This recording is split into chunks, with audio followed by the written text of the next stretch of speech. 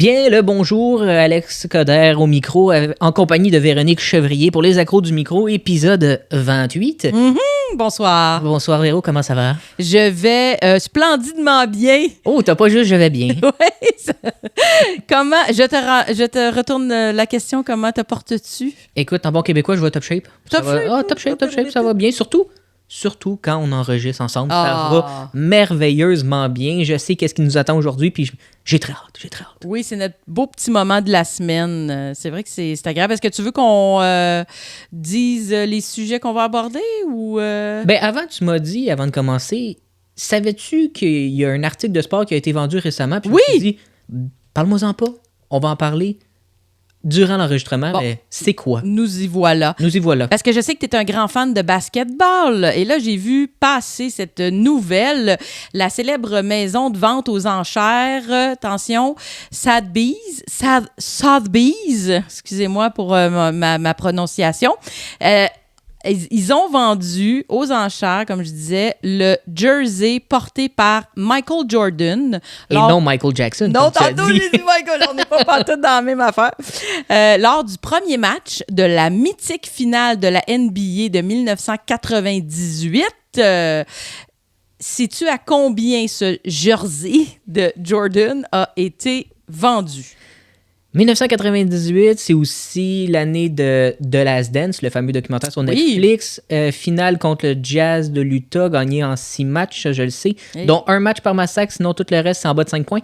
Le match numéro 1 remporté par le Jazz de l'Utah, je vais dire... est-ce qu'il est autographié? Non, il semble pas être autographié, puis c'est vraiment Il le est juste jersey. porté? Oui, porté. Je sais pas s'il a été lavé depuis. Habituellement, oui, mais écoute, sinon, après 80... ça doit sentir le swing. Oui, mais Seigneur, pas juste ça. S'il n'a pas été conservé. Non, ça a dû être très bien conservé. Ils doivent le savoir, mais sauf que même si tu le sais pas à l'époque, mais ça fait un petit bail là, de ça. Mais pour te donner un ordre d'idée, je pense que tu peux acheter ce jersey. Ce maillot. Oui, ce maillot, merci. Oui, il n'y a pas de problème. Dans sur le site officiel de la NBA. OK. Mais tu sais, celui qui n'est pas l'officiel des répliques. Oui. Ça se vend 139,99 en dollars américains. Mm-hmm. Mais là, vraiment, là, je répète, on parle de celui qui a été porté par Michael Jordan lors du premier match de 98. de cette finale. À Pas combien a-t-il été adjugé? Je vais dire, est-ce que moi, je pourrais le mettre au panier?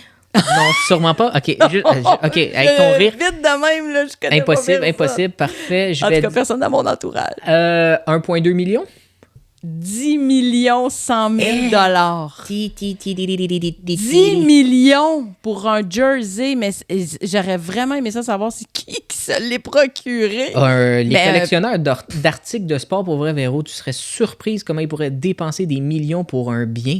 Ben, quand tu as l'argent, puis que... Oui, mais 10 millions. Oh oui, non, c'est ça. Parce que c'est clair là, que vite comme ça, là, j'ai justement 10 millions de meilleures bonnes raisons de dépenser cet argent-là. Ma phrase était un peu bizarre. Mais comme tu dis, il y a des fans Ben, imagine, ça, c'est le maillot numéro 1 Mm-hmm. lors du match numéro 1. Fait que ça veut dire... la vraie finale. Imagine le match numéro 6, la fois qu'il a gagné son dernier championnat avec les Bulls. Comment un maillot porté par Jordan, au match numéro 1 qu'ils ont perdu, Ouais, non, on doit topper le 30-40 millions oui. comme faut, mais est-ce que sûrement Jordan l'a encore, ce maillot-là? C'est ça. Il veut pas sûrement pas le vendre. Là. Nous le savons pas. On va tenter de lui demander. Je vais le contacter sur FaceTime tantôt. Je vous tiens au courant. Oui. Non, mais 10 millions quand même. Oui, c'était ma petite nouvelle cocasse qui a accroché mon œil et puis j'ai fait c'est du Alex tout craché, faut que je lui en parle. Le sait-il? Tu ne le savais pas. Je ne le savais pas. Voilà. Mais je sais une chose. Vas-y, mon cher. Oh, cette semaine, il y a du lourd. On reste dans la thématique Halloween. Oui. Pour les bonnes et mauvaises raisons, on va pas se le cacher. On va parler d'une série qui a fait polémique sur Netflix dans les dernières journées/semaines. Mm-hmm. Je ne le dirai pas tout de suite c'est quoi le nom, mais vous vous en doutez sûrement si vous êtes un petit peu à l'affût. On va parler aussi de costumes d'Halloween. Oui, est-ce que tu fais l'Halloween? Non, c'est pas ça la question, mais c'est pas grave, on en revient tantôt. Excuse, je voulais pas... Non, mais s'il existe des limites dans le choix des costumes, il y en existe sûrement. Et nous allons conclure l'émission avec une nouvelle que c'est toi qui as même décidé. Caroline, qu'est-ce qui se passe avec moi? Tu veux qu'on parle du Canadien de Montréal et de la déclaration de Carey Price? Oui. sur ses problèmes d'alcool. Oui, je trouvais ça intéressant. Puis je me dis, tiens, avec T'as envie de mon point de vue, savoir... Oui, exactement. Tu sais, t'aimes beaucoup le sport, tu connais ça, tu suis ça. Puis moi, c'est une nouvelle quand même qui m'a accroché. Fait qu'on va en discuter dans notre troisième sujet ce soir. Alors, bienvenue aux accros du micro. C'est parti.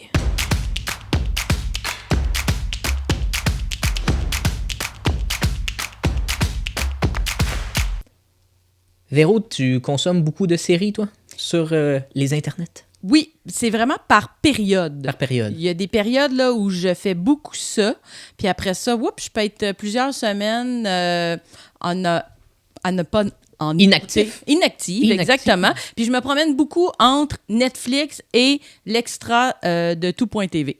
Et t'es dans deux mondes carrément différents. C'est vrai, puis c'est rare que ça se fait en même temps. Comme là, tu vois, là, j'ai eu une période Netflix dernièrement. Puis là, depuis une semaine ou deux, je suis retournée sur l'extra de tout.tv, il y a plein de séries, des nouvelles séries de cette année, d'autres que j'avais pas écoutées. Mais donc, toi, tu voulais qu'on parle... Si je te dis la série Dahmer. Ben oui. Sur le cannibale de Milwaukee, Jeffrey Dahmer.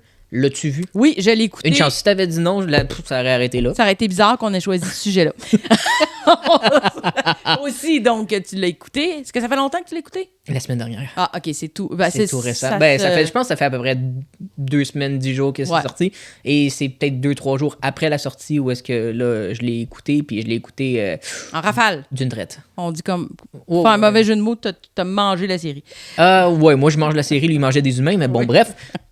Mais là, j'ai une question quand même importante, surtout actuellement en 2022, avec beaucoup la montée de la violence et tout ça. Et dans les médias, on n'entend parler que d'armes à feu et d'attaques. Mais doit-on continuer à faire des séries sur des tueurs en série? T'en penses quoi? Parce que pour vrai, je crois que c'est bien, mais pour un public averti. Oui, la question se pose, c'est très pertinent, puis je sais qu'elle se pose de plus en plus, parce que comme tu me disais la semaine dernière, c'est un peu la vache à lait de Netflix, ce genre de série-là. Les séries produites et faites par Netflix, c'est ça qui les fait vivre. C'est hallucinant le nombre de séries sur des histoires de tueurs en série, de psychopathes. Autant des séries de fiction, puis ensuite, il y a toujours le documentaire souvent sur ce personnage-là. Puis il y a un paquet de documentaires là, de toutes sortes aussi qui n'ont pas nécessairement suivi une série de fiction. Oui. Dans le cas de Dahmer... En fait, non, je vais répondre d'abord à ta question. Est-ce qu'on doit continuer à faire ce genre... Il y a un million d'affaires, on dirait, qui se précipitent dans ma tête, mais encore là, je suis tout le temps... C'est drôle, es-tu capable de dire oui ou non? Oui, hein, c'est vrai que je suis rare. Je suis tout mitigé. Le temps. Mais une fois, j'ai de la misère à me camper dans une position, moi, dans la vie. On dirait que j'ai toujours... C'est soit la facilité ou justement peut-être que ça me nuit. Je tente toujours de voir les deux côtés de la médaille. Fait que je suis comme toujours un peu... Tu tends l'autre joue pour la claque. Oui, exact. Moi, je vais dire, là, je vais être super limpide et franche. J'adore ce genre de série-là et j'adore ce genre de documentaire-là. Est-ce que j'ai un petit côté voyeur? Probablement. Mais je me suis toujours dit et je me suis toujours expliqué que dans la vie de tous les jours, la plupart des gens, on s'entend-tu qu'on a une majorité de personnes qui ne feront pas ce type d'acte-là, qui ne passeront pas... Personnellement, je connais personne qui a fait ça. Bon, voilà. Donc, moi, je trouve qu'il y a un côté très fascinant de découvrir la psychologie humaine, même si ce sont des problèmes de psychopathie, de peu importe quoi, de problématiques mentales, de problématiques de personnalité, mais de voir des gens qui ont comme franchi cette espèce de barrière, cet interdit-là. Moi, ça me fascine de décortiquer puis de connaître le pourquoi de la chose. Donc, je trouve ça important qu'on fasse des séries là-dessus, peut-être pour décortiquer, pour peut-être comprendre la psychologie de certaines personnes, parce que visiblement, ces personnes-là existent sur la Terre. Non, existaient. Donc, il y a quelque chose... Oui, mais il y en a encore. Ah oui, mais cette personne-là existe. Celle-là précise, oui, Jeffrey Dahmer, elle n'est plus là, mais... Il en a mangé une tabarnouche. Oui, Seigneur, ça finit raide. Mais j'en ferais pas... c'est l'idolâtrie là parce qu'il y a des gens finalement qui en font comme des vedettes, des stars. C'est là où sur un piédestal, là, ça fait un petit crunch, là. Est-ce que toi, tu es pour ce genre de série-là? Ben, moi, je vais pas tourner autour du pot comme toi. toi. Moi, je dis littéralement oui. Continuons de faire ce genre de série-là. Et Netflix l'a très bien compris, puisque lorsqu'on ouvre l'application, il y a toujours il te propose certaines choses, les top 10, les tendances et blablabla. Puis il y a toujours la petite section de séries dramatiques / horreur, des affaires sur des tueurs en série ou des faits vécus, des documentaires sur n'importe quoi. Il te les met de l'avant. Netflix sait comment aller chercher ce public-là. On m'a dit, avant de le voir, « Oh, attention, c'est un peu gore. » OK? Bon. Ben, c'est ça. J'ai un gros bas, moi aussi. Je sais pas si vous l'avez vu, vous, là, mais il y a certaines scènes, bon, OK, là, il embrasse une tête, à un moment donné découpée. On voit pas vraiment plus que ça. Non, moi, c'est vraiment On entend plus qu'on voit. Exact. Lorsqu'il a commencé son cannibalisme, on dirait qu'il est en train de se faire cuire un steak. Okay? Ouais. On voit pas qu'il a découpé. La série est quand même bien faite pour cacher cette vérité qu'il a faite aux téléspectateurs. Faut dire que est-ce que c'est une série non plus qui n'est pas 18 ans et plus. Fait que c'est sûr que... Ah, c'est ça, j'ai pas remarqué. Non, il n'y a pas d'avertissement? Ben, il y a sûrement un avertissement, oui. Là, surtout en haut, il est écrit nudité, vulgaire et... scène de violence, et ouais. Mais il y a eu... Tu sais, Jeffrey Dahmer a existé. Jeffrey Dahmer a fait ça. Et c'est quand même important de savoir que dans les années... fin 60, 70, début 80 aussi, il y avait 5 grands tueurs en série qui rôdaient aux États-Unis. Puis là, tu te dis, mais mon Dieu, tu as fait tes recherches? Non, j'écoute Investigation.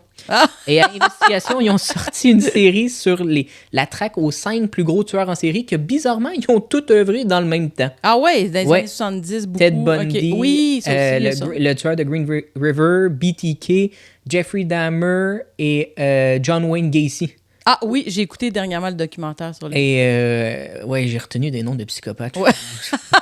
Ça veut rien dire, ça veut juste dire que tu as une bonne mémoire. Oui, mais pour vrai, t'en apprends beaucoup sur comme... C'était monsieur tout le monde. Oui. C'est pour ça qu'ils se sont fait pas avoir. Et le fait que ça choque du monde, je me dis, on ne commencera pas non plus à se censurer, veux pas, parce que Squid Game, tu l'as déjà vu, le jeu du calamar? Oui. La série coréenne? Oui. Ça, c'est trash. Ça, je trouve ça c'est oui, gore. Je suis d'accord avec toi. Quand quelqu'un se fait tirer dessus, tu le vois très bien. Tout est beaucoup plus... explicite. Oui, exact, parce que je suis vraiment d'accord. Faut dire qu'il y en a un, c'est américain, l'autre, c'est asiatique. Peut-être que c'est différentes façons de penser. Mais moi, je pense que Squid Game est pire que Dahmer. Oui. Donc, le monde qui chiale dessus, qu'on en voit trop, que c'est trop gore, écoute, change de série, c'est tout. Là. Moi, je suis vraiment en accord avec ça. Souvent, on voyait « Faites attention », puis on voyait même des mimes là, du monde qui était pas capable de regarder. Sérieux, j'essayais de chercher les 5. Ben, je me disais, est-ce que c'est moi qui est capable d'en prendre trop? Est-ce que ma limite est vraiment loin avant d'être choquée, d'être écœurée, d'être apeurée, d'être dégoûtée? Pas du tout. C'est pas du tout sanguinolent. C'est pas violent visuellement. C'est qu'on comprend. Tout est évoqué. On entend les choses par la mise en scène, par les gens, les personnages qui ont gravité autour de Jeffrey Dahmer, les victimes, les familles, les victimes, les voisins, les ci, les ça, la famille. Bon, fait qu'on comprend tout ce qui se passe, mais on ne le voit pas. Comme tu dis, la seule affaire qu'on voit à un moment donné, c'est une tête découpée puis des os dans un tiroir, genre. Fait que, tu sais, c'est pas... on voit 2-3 cadavres, mais... mais je trouve pas ça du tout choquant ou quoi que ce soit. Puis, tu sais, c'est intéressant. Tu as fait la différence, du moins, la comparaison avec Squid Game. Oui. Là où peut-être que tu peux te permettre d'aller plus loin, peut-être, c'est quand ce sont des fictions. Tu sais, c'est carrément une fiction, Squid Game. C'est pas arrivé? Dahmer. Pas encore. C'est pas impossible. Dahmer, tu sais, tu dis c'est basé sur une histoire vraie. Fait que peut-être les créateurs se gardent peut-être une petite gêne par respect aussi pour les victimes qui sont réelles. T'as dit le mot magique. Basé sur des faits réels. Ce n'est pas exactement ça qui est arrivé. Non, mais les histoires, certaines de ces victimes, on a vu telles quelles, comment ça s'est passé. Par exemple, celui-là qui finit par se sauver puis courir dans la rue avec les menottes encore, puis que c'est comme ça qu'ils finissent par arrêter Jeffrey Dahmer. C'est comme ça que ça s'est passé. Il y a un paquet d'affaires que c'est réellement comme ça. Fait que je sais que tu peux pas non plus trop montrer parce que ce sont des vrais humains qui ont perdu leur vie aux mains de ce psychopathe-là. Là. Mm-hmm. Fait que je peux comprendre qu'on montre pas trop non plus. Mais ça reste, je me répète, mais ça reste que moi, ça me fascine ce genre de personnages-là, puis de comprendre leur psychologie. Mais par exemple, on voit comment il meurt. Ouais, ça, c'est ça, pas... par exemple, il n'y a pas de problème. Non, mais tu il est mort comment il a tué sa première personne. Exact, c'est ça qui avec est un peu haltère, drôle. Oui. Puis le prisonnier qui l'a tué, justement, là, je suis allé lire sur lui, puis c'est ça qu'il a fait. Il était en train de faire le ménage. Puis Dans la partie de gym de la prison, ouais. Il en a tué 2, lui qui était avec lui, puis parce que lui, c'était un fou. Puis oui, c'est vrai, il a lu des articles parce qu'il savait pas c'était qui Jeffrey Dahmer quand il est arrivé en prison. Puis il a capoté. Puis ouais, puis il était un petit peu illuminé aussi, appel de Dieu, puis il a comme pensé qu'il fait un peu sa mission. Puis après l'avoir tué, il a quand même fait 16 ans en isolement. Ça veut dire 23 heures sur 24, emprisonné. Il a pu sortir seulement une petite heure dans un petit cubicule. Genre, incroyable. Fait que lui qui était déjà en prison depuis un bout, était encore plus longtemps, mais certains diront, regarde, il a tué un monstre, mais c'est just too bad pour lui, mais en même temps, on est qui pour juger de ça? Exact. C'était une bonne série. Si, on va faire nos critiques, si je pouvais donner une note sur 10, moi, j'y donne un bon 8.5. Ouais. Un bon 8.5, bon divertissement, t'en apprends. Il y a des parties où est-ce qu'on entend des vraies voix, à un moment donné, l'appel téléphonique. Oui, la voisine. La voisine, et on voit comment les gens pensaient dans ces années-là vis-à-vis les autres ethnies. Oui, des communautés racisées, des gens de minorités cibles et les homosexuels. Ouais. Fait que non, un bon 8.5, je recommande. Et parole d'Alex, c'est pas gore plus que ça. Non, et mention spéciale à l'acteur parce qu'il est formidable dans il son... ressemble Oui, il joue super bien. Donc, si vous l'avez pas vu, on vous a donné pas mal de punch, mais c'est pas grave parce que tout le monde est supposé de connaître. Ben, pas tout le monde, mais l'histoire est connue. Mais belle suggestion et je sais pas, comme tu dis, c'est pas si pire. Oh non, c'est pas si pire.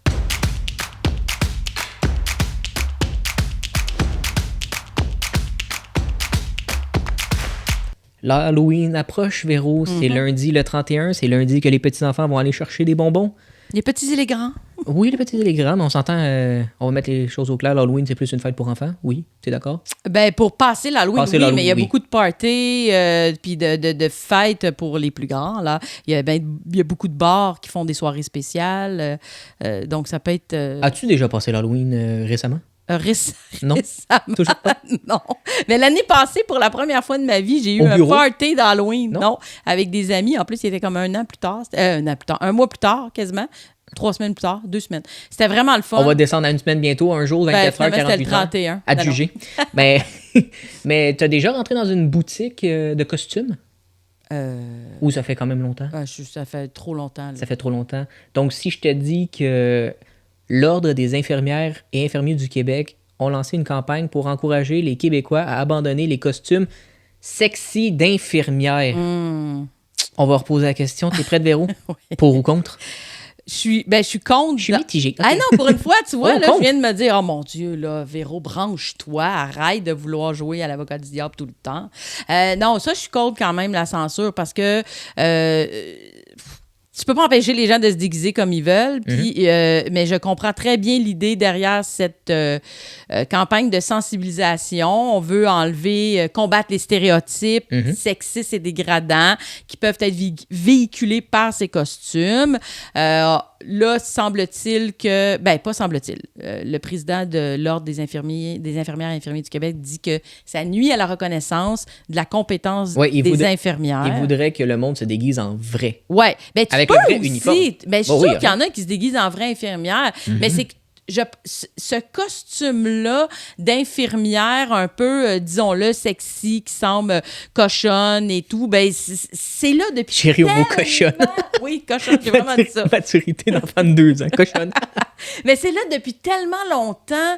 Je pense pas que ça va disparaître. Puis je pense que les gens sont assez intelligents pour savoir que cette représentation-là, c'est grossi. C'est un stéréotype. Ce n'est pas la vraie infirmière. En tout cas, si les infirmières étaient habillées de même, il y aurait beaucoup plus de personnes qui en ont en ce moment dans les hôpitaux. Mais bref, on n'embarquera pas là-dedans. Je suis rentré dans une boutique pour un costume. Récemment? Récemment. Okay. Il y a à peu près, je te dirais, 3 semaines, 1 mois. Ah, OK, c'est très récent. Oh, ouais, c'est très récent. Et comment dire? Pour les femmes, pas les filles, les femmes. Parce que les filles, on s'entend, c'est des petites affaires, toutes joyeuses. Une petite princesse. C'est ça. Mais dès que tu arrives 18 ans et plus, écoute, la nonne cochonne, l'infirmière cochonne, c'est tout connoté la chatte en chaleur, c'est sexuel au bout. Ouais, ça, par exemple, ça vient me chercher. Là, je me dis, on cherchait un costume pour ma femme, pour sa garderie. Puis là, tu regardes ça, puis tu es comme, non, tu ne mettras pas vraiment ça pour c'est impossible, OK? Puis là, je me suis dit, là, y a-tu des limites à qu'est-ce qu'on peut vendre et porter pour cette journée spéciale qui est l'Halloween? OK? Pour ma part, c'est plate, parce que moi, je suis un gars, OK? Je trouve qu'on a sexualisé la femme énormément pour cette fête, mais bizarrement, les gars, on est habillés en prisonnier, pompier.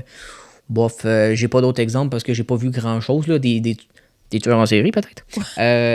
Squid Game, si ça l'est encore. Oui, il y a beaucoup de costumes qui arrivent de la culture populaire des séries, des films, là, tout à fait. Mais c'est vrai que pour les hommes... Pour les hommes, il n'y a rien de ça va être des trucs... ça va évoquer le côté viril, le côté héros, le côté fort, comme tu dis, pompier. Hey, je me suis déjà déguisé en pot de moutarde. Où c'est qu'il y a la virilité dans un pot de moutarde? Un pot de moutarde? Oui, un pot de moutarde. Je travaillais au IGA. Puis je me suis acheté, j'étais un pot de moutarde. Ah, c'est très drôle. Est-ce que c'était de la moutarde jaune ou de la moutarde normale? Mustard, en la plus. mustard jaune, là. Jaune flash. Ah, c'est trop drôle. Mais c'est pour te dire, il existe une limite? Est-ce que, selon toi, on devrait arrêter? C'est parce que... Là, je te laisse pas finir, excuse-moi. Non, mais c'est parce que coupe-moi. T'as tellement raison de dire que tous les costumes, ou du moins une majorité de costumes pour les femmes, sont tous reliés à le côté sexuel, le côté limite pornographique, mais ça montre encore là, je pense que c'est juste une représentation de la société, de comment les femmes sont encore perçues, puis malheureusement... il y a des enfants qui rentrent dans ces boutiques-là. Il y a des enfants qui voient ça. Il y a des pré-ados qui disent « Un jour, je vais peut-être porter ça dans un party. » Bâtard, OK? Je suis en train de me dire, est-ce qu'il faudrait pas... C'est gros, là, mais est-ce que les costumes d'Halloween de type sexy seraient encore légal? C'est pas une question d'illégalité, là, tu sais. Seraient encore en vente, mais... dans des sex shops ou dans des séductions. Tu sais, dans des sections 18 ans et plus. Mais dans un sex shop, il faut que tu aies 18 ans. Non, mais c'est ça, ou genre dans ton magasin de party, je sais pas quoi. Avec le rideau en bille, là, comme dans les clubs vidéo où est-ce qu'il y avait la section en adulte. Un rideau mauve, on dirait. Je le vois mauve, moi, le petit rideau en velours mauve. Moi, avec des petites billes qui cling, cling, ah ouais, mais tu vois à travers. C'est pas grave, ça. J'ai jamais dit qu'on regardait pas à travers. Mais c'est une bonne suggestion, là. Je me dis, si on vend ça aux 18 ans et plus, parce que c'est pas une fille de 12 ans qui va acheter la chatte en chaleur, là. Oui, mais de toute façon, t'as raison, mais d'un autre côté... Pourquoi pas le vendre dans un séduction? Oui, c'est vrai, mais oui, c'est pas une mauvaise idée, absolument. Oui, je peux pas rajouter là-dessus. T'es sans mots sur quelque chose que j'ai... Non, mais c'est parce que je voulais dire je suis impressionné qu'il voit déjà des choses ailleurs. Mais oui, c'est peut-être une bonne idée de mettre ces costumes-là parce que c'est vrai que la connotation est directe, là. C'est ça. On veut juste évoquer la femme-objet, l'objet sexuel qui doit être désiré par l'homme. Ça, par exemple, on est tanné de ça, mais comme je dis, c'est juste la représentation de la société actuelle. On s'entend que c'est sûrement un homme qui a créé ce costume-là. Ben oui, puis le fait que l'Halloween, c'est comme si, là, ça devient gros, puis on peut se le permettre, tu sais, puis on met ça gros. Mais c'est parce que c'est ça tout le temps. Fait que, tu sais, je peux comprendre, si on revient à notre sujet de départ, pourquoi l'Ordre des infirmières et infirmiers du Québec ont voulu faire cette campagne-là. Ça peut être pertinent de rappeler que c'est vrai que ce costume-là n'est pas représentatif. C'est dégradant pour eux. Oui, de la vraie profession. Mais comme je dis, moi, je fais quand même confiance en l'intelligence des gens, surtout après ce qu'on a vécu, puis à quel point on les a enfin reconnus. Ben enfin, du moins d'une partie, on en entend davantage parler du rôle des infirmières, de leur place, de leur importance. Avec tout ce qu'on a vécu, la pandémie, on les a enfin mis sur le piédestal qu'elles méritent. Qu'elle et elle méritent. Oui, elle et elle. Mais pour une fois, le féminin va l'emporter vu qu'il y a une majorité de femmes. Mais... je suis d'accord. Ouais, mais Il y a même une petite vidéo de sensibilisation avec l'ordre, puis ça finit par « Soignons leur image ». J'ai bien aimé le petit mot, le jeu de mots. Mais je suis pas pour la censure, tu le sais, on en parle souvent, puis moi, je pense pas d'interdire des affaires, c'est la Fait qu'il n'y a pas vraiment de limite, c'est juste le gros bon sens. Ouais, bien, la limite, là, elle serait pour moi... Oui, pour toi. Non, là, on parle pas au niveau québécois, parce que c'est sûr qu'il n'y aura pas une motion à l'Assemblée nationale qui va dire on interdit les costumes sexy. OK? Non. Ça n'existera jamais. Non, mais puis les costumes sexy, c'est correct. Moi, la seule chose, c'est les écoles. Les écoles, ils pourraient interdire. Oui, comme ils l'ont fait l'année dernière avec Squid Game. Mais ils pourraient interdire tel ou tel, pas personnage, mais déguisement. Si on voit trop de peau, malheureusement, tu vas retourner chez toi. On se le cachera pas. Ça, ils ont le droit. Ouais. Mais moi, je te demande, toi, là, Véronique, là, est-ce que ce serait quoi la limite acceptable pour toi? Ben, ça serait, par exemple, s'il y a quelqu'un là, qui se déguise en Jeffrey Dahmer, qui se met une petite perruque blanche, parce que c'est sûr qu'il va en avoir avec des lunettes. Pour moi, là, c'est un personnage qui n'est pas fictif, puis que cette personne-là a fait des vrais meurtres, il y a des vraies victimes. Là, je trouve que ça dépasse une limite. Mais de te déguiser en Jason ou, je sais pas quoi, Halloween ou Freddy, c'est tous des films d'horreur, que c'est des gens dans les films qui tuent, mais c'est des fictions, ça fait partie de l'ambiance, ça fait partie de cet univers d'Halloween dont on a un peu parlé la semaine dernière. Mais quand c'est, disons, un personnage réel, mais que ce personnage réel a nuit, a fait des victimes, là, je pense que c'est pas respectueux pour ceux qui ont été touchés par ces gestes-là.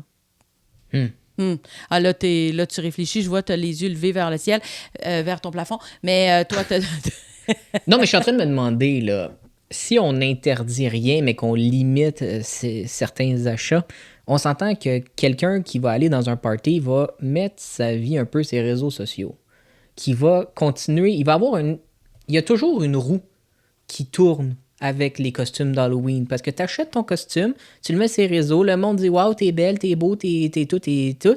Puis là, l'année d'après, bizarrement, t'en mets un autre, puis là, il est comme « Ah, il est mieux que lui de la semaine dernière, mais un petit peu plus sexy ». C'est vrai que le mot « sexy » est un peu... n'est pas très approprié quand tu parles d'un déguisement, mais on est rendu là, qu'est-ce que tu veux. Mais moi, je suis en train de je réfléchissais à ma réponse, parce que je sais que tu allais me demander, toi, y a-tu des limites au costume? J'ai pas d'enfant actuellement. Si je devais en avoir, puis que ça serait une fille, je pense, c'est pas de l'interdiction, c'est un conseil que je lui donnerais. Ben oui. Après un certain âge, fais ce que tu veux. Avant, non. Ben oui, ben c'est ça, c'est l'accompagnement puis l'éducation. Ça va vraiment aller selon les valeurs données du parent. Je suis pas en train de dire que les parents ont scrappé l'éducation de leur enfant qui s'habille en chatte en chaleur, puis en non-sexy, puis en infirmière, là, loin de là. Mais je me dis, moi, si j'avais une fille, je lui dirais pas avant, je sais pas moi, 16-17 ans, que tu peux mettre, genre, si tu vas dans des parties, amuse-toi, puis mets-les. Ben, j'ose penser qu'il n'y a pas une personne de 12 ans qui a fait habiller.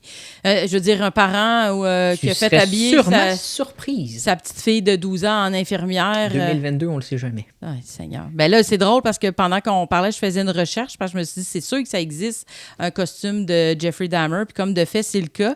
Puis tu vois, il y a... ça coûte combien? Je sais pas, parce que eBay, d'ailleurs, a décidé, là, 3 jours, de retirer tous les costumes d'Halloween qui faisaient référence à Dahmer. Ils ont retiré ça. Ils ont... bon, ben enfin, quelqu'un qui dit ses culottes. Ouais. Ben... Quoi? Non, c'est bon, je vais faire un jeu de mots poche, mais ouais, c'est ça. Fait que, pour l'Halloween, dites-nous donc à quoi vous vous êtes déguisés, vous. Est-ce que vous allez être sexy? En tout cas, moi, je vais y aller en speedo.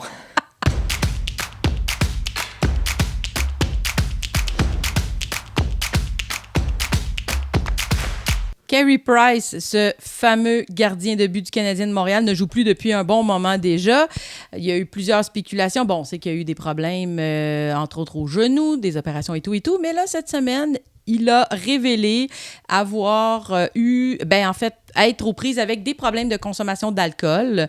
Il a décidé de partager s'ouvrir. Oui, s'ouvrir, de partager cette partie de lui au public. J'étais vraiment curieuse de savoir ce que tu en penses, toi, Alex, vu que, bon, je le dis tout le temps, mais fan de sport. Bon, c'est certainement pas le premier sportif à parler de sa vie personnelle, parler de certaines problématiques de dépendance. c'est quoi ton opinion face à ça? C'est sûr qu'une opinion, c'était une belle intro, Véro. C'était pas pire, hein? Ah, c'était pas pire. Mais... Ben, en fait, ton opinion par rapport, on va pas critiquer son problème. Je vais pas parler du, on va pas parler de son problème, mais Carey Price, le fait de le partager. Le fait de le partager, Carey Price, il faut le rappeler, choix de première ronde, 5e au total en 2005, de l'année de Sidney Crosby, choisi par le Canadien. Déjà là, tu savais qu'il était dans un marché où est-ce qu'il allait se faire vraiment être à la loupe. Là, tout le monde attendait. Tu es un gardien de but repêché dans le top 10, on s'entend que tout le monde te regarde. Ça a pris quelques années avant qu'il s'établisse comme bon gardien et quand même une carrière de quasiment 15 ans à Montréal. Ça a eu son homme, hein, on se le cachera pas. Déjà 15 ans? Ouais, oui. Pas vu ça passer. S'il a été repêché en 2005, on est en 2022. Il a commencé en 2006-2007 à peu près. Là. Ouais, non, on parle de... Bleu, ça va vite. Tu te sens vieille? Non. Parfait. Non, ça va. On se le cachera pas, partout où est-ce qu'il a passé, Carey Price a gagné. OK, c'est un gagnant, mais depuis qu'il est à Montréal, pas depuis, dans le fond, puisqu'il est à Montréal, c'est pas un gagnant. Parce que le Canadien de Montréal, c'est pas une équipe gagnante. Bon, ça y est. On met les points sur les i, je veux pas être méchant. Ben non, mais le Canadien, moi je suis né dans les années mi-90. Pour moi, là, le Canadien, c'est une équipe fond de classement, voire milieu sur certaines années. Oui, ils ont déjà terminé dans le top, comme on dit, mais ils n'ont jamais vraiment passé proche, à part, on se le cachera pas, l'année de la COVID, parce qu'on a joué contre les équipes canadiennes, hurrah. Puis une fois qu'on a eu un vrai défi, ça passait proche, mais pas tant que ça. Il a avoué dans une interview qu'il a donnée au site The Athletics la semaine dernière, et c'est sorti en début de semaine, ses problèmes, pourquoi il avait demandé l'aide de la Ligue nationale, parce que tu peux demander l'aide pour de multitudes de raisons. L'aide aux joueurs. Là. Non, comment ils appellent ça? Il y a un organisme, c'est l'aide de la Ligue nationale. OK. Certains, c'est quand ils ont des problèmes de jeu, de boisson, mental. Tu peux demander de l'aide. C'est un programme d'aide. Ça s'appelle le programme d'aide de la Ligue nationale. Comme beaucoup d'employeurs ont des programmes d'aide aux employés. Oui, c'est pas parce que tu donnes 10 millions que tu n'as pas le droit d'avoir de l'aide. Non, absolument. Et je vais pas rentrer dans l'aspect, c'est un autochtone de ce monde, OK? Ça, là, petit Joe connaissant qui pense connaître le hockey peut aller chialer, là, moi non. Il a avoué que la défaite en finale de Coupe Stanley l'an passé a fait très mal. Quand il a perdu, il avait tout donné dans les séries. Ils sont arrivés contre le Lightning, puis il est sorti flat, veut pas, mais l'équipe qu'il y avait devant lui n'était pas non plus une équipe, une forte équipe, là. Il n'a jamais eu vraiment d'aide. Le fait qu'il s'est ouvert là-dessus et, tu sais, dis-toi, tu joues au hockey professionnel, tu signes un contrat de 10 millions, t'en gaules une mauvaise. Tu rentres à la maison, les enfants sont couchés, il s'en ouvrait une.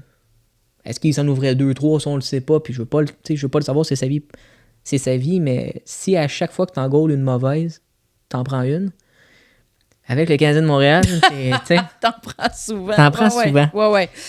Le fait qu'il ait expliqué son absence du jeu hors blessure, pour moi, ça l'humanise, l'athlète. Bon point. Ça l'humanise aussi aux yeux du public. Il y a eu des déclarations de certains joueurs et certains entraîneurs disant que les joueurs de hockey, ce sont des humains. On l'a jamais oublié, ça, que c'est des humains. C'est quand même... Carey Price, c'est un père de famille, quand même. Ouais, il y a des jeunes enfants. Mais c'est vrai qu'on dirait qu'avec l'attention... puis l'attention qui leur est rapportée, crevons l'abcès. Les gens les mettent encore là comme au-dessus de la moyenne. Là. C'est comme si c'était des héros puis qui n'existaient pas comme tout le monde régulier, mais comme tu dis, ce sont des humains. Ce sont des humains, puis... Avec leurs émotions, leurs problèmes, leurs défis. Le fait qu'il a passé proche, parce qu'il a jamais passé aussi proche que ça, quasiment.